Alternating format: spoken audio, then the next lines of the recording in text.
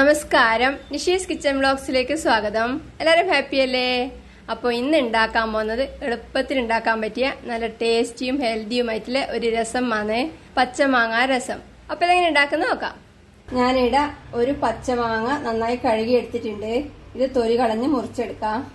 മാങ്ങ തൊലി കളഞ്ഞ് മുറിച്ചെടുത്തിട്ടുണ്ട്.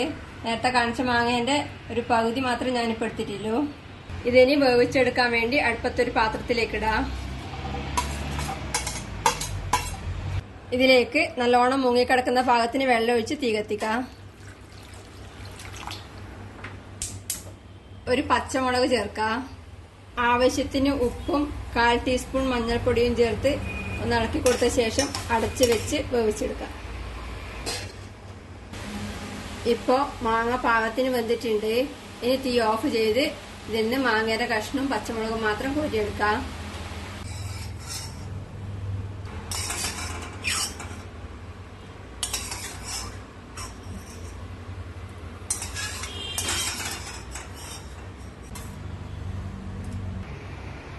വേവിച്ചെടുത്ത മാങ്ങ ഇപ്പം ചൂടാറിയിട്ടുണ്ട്. ഇത് മിക്സിയുടെ ജാറിലേക്ക് ഇട്ട് നന്നായി അരച്ചെടുക്കാം.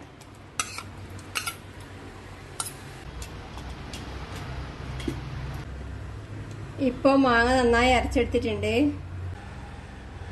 ഇതിനി നേരത്തെ മാങ്ങ വേവിച്ച പാത്രത്തിലേക്ക് ആ വേവിച്ച വെള്ളത്തിന്റെ കൂടെ ചേർക്കാം.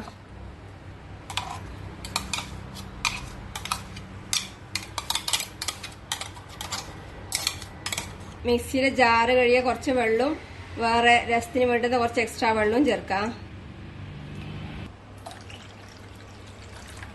വീണ്ടും തീ കത്തിച്ച് നല്ലോണം ഇളക്കി കൊടുത്ത് തിളപ്പിക്കാം. ഞാനിപ്പോൾ ഇതിന് ഉപ്പ് നോക്കിയിട്ട് പക്ഷെ ഉപ്പ് കുറവാണ്. ഇവിടെ കുറച്ച് കൂടെ ഉപ്പ് ചേർക്കുന്നുണ്ട്. 1 ടീസ്പൂൺ ശർക്കരപ്പൊടി ചേർത്ത് ഇളക്കി കൊടുക്കാം.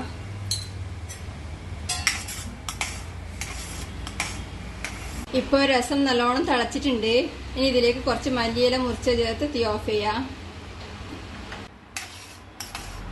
ഇനി ഇതിലേക്ക് കടുക് താളിച്ച് ചേർക്കണം. അടുപ്പത്തൊരു പാനിൽ എണ്ണ ഒഴിച്ച് ചൂടാക്കി 1/2 ടീസ്പൂൺ കടുകും 1/4 ടീസ്പൂൺ ചെറിയ ജീരകവും കുറച്ച് കറിവേപ്പിലയും 1-2 വറ്റൽമുളകും ഇട്ട് താളിക്കാം. കടുക് പൊട്ടി കഴിയുമ്പം 2 നുള്ളു കായപ്പൊടിയും കൂടെ ചേർത്ത് തീ ഓഫ് ചെയ്ത് രസത്തിലേക്ക് ചേർക്കാം. നല്ല ടേസ്റ്റിയും ഹെൽത്തിയുമായിട്ടുള്ള മാങ്ങ രസം റെഡിയാണ്. ഇതിന് വേറൊരു ബൗളിൽ വിളമ്പാം.